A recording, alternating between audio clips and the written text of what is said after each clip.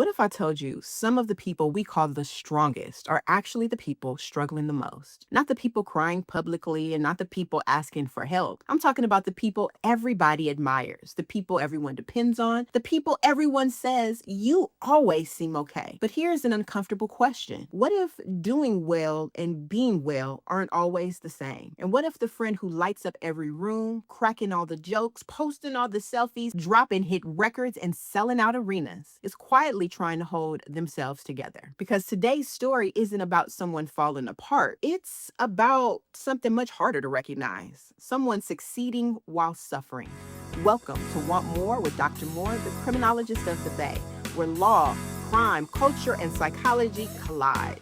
I'm Dr. Talia Moore, criminologist, forensic expert, psychology professor, and I'm your guide through these stories underneath that headlines. So, scholars, today we're talking about bipolar disorder, and we're talking about Oakland's own Kehlani, high functioning mental health. So, trust me, this conversation may not be what you think it is about, because by the end of this episode, you might realize we're talking about somebody sitting at your dinner table, working beside you, or maybe even you.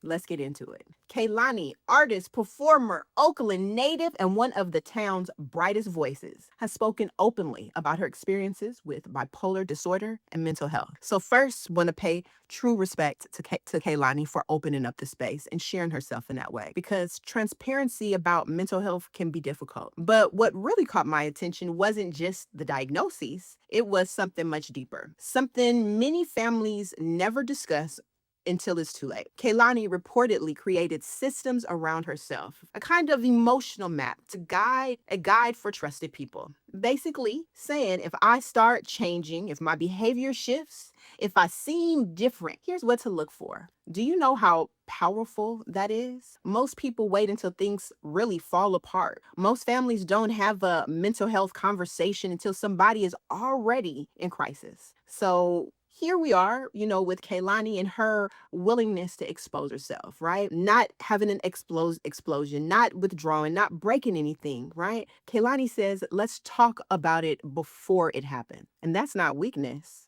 That's strategy. That's self-awareness. And that's courage. Because here's what people still misunderstand. Mental illness doesn't always look like suffering. Sometimes it looks like success. Read that again. Sometimes it looks like success. Because when people hear bipolar, they often have these extreme images, right? Chaos, irritability, public breakdowns, right? And all of that could be true.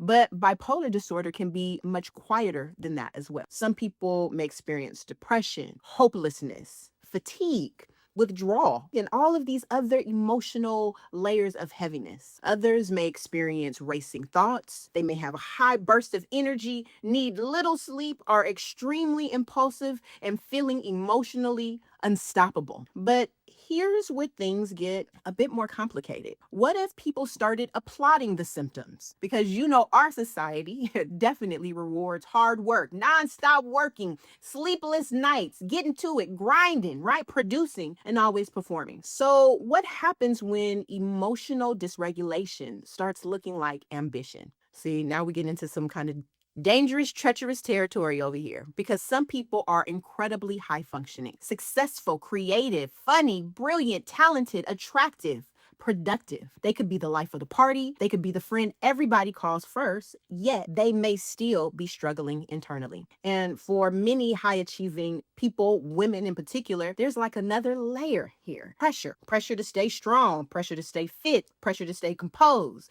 pressure to keep nurturing everybody else, and pressure to always appear put together, unbothered, and fine. And so suffering becomes performance. Silence becomes survival, and people suffer quietly. If you've ever heard the phrase, check on your strong friends, well, yeah, that part. Because Kehlani is not alone. Others have publicly shared experiences with bipolar disorder. And I'm talking about some of our most notable celebrities, Demi Lovato, Mariah Carey, Carrie Fisher, Yeezy as well.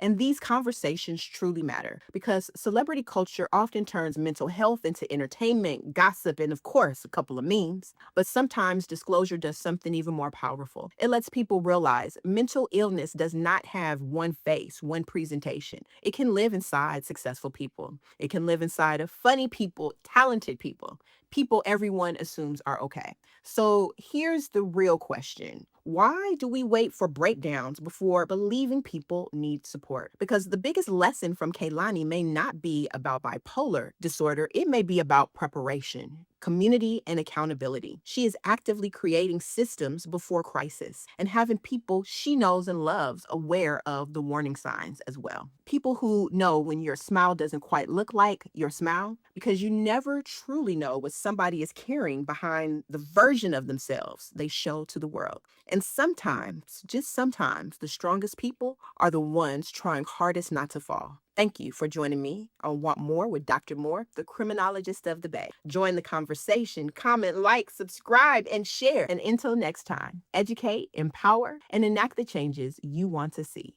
Want more. Want more with Dr. Moore, the criminologist of the Bay? Follow us on Facebook at Want More, Instagram at Want More Dr. Moore, and on TikTok at Want More with Dr. Moore for more information. Be sure to comment, like, share, and subscribe. Until next time, educate, empower, and enact the changes you want to see. Want more.